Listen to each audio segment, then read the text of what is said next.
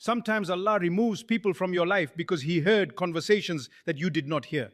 Sometimes Allah delays your plans because He knows what is coming next. So never think Allah is ignoring you. He is protecting you. He is guiding you. He is preparing something better for you. So be patient. Make dua. Trust Allah's timing, because what Allah has written for you will never miss you, and what missed you was never meant for you. So say Alhamdulillah for everything and keep moving forward with faith.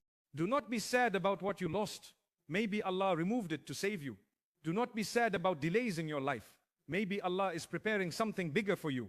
Remember, Allah's plan is always better than our plans. We see today, but Allah sees the future. So when life becomes difficult, pray more. When everything is falling apart, trust Allah more.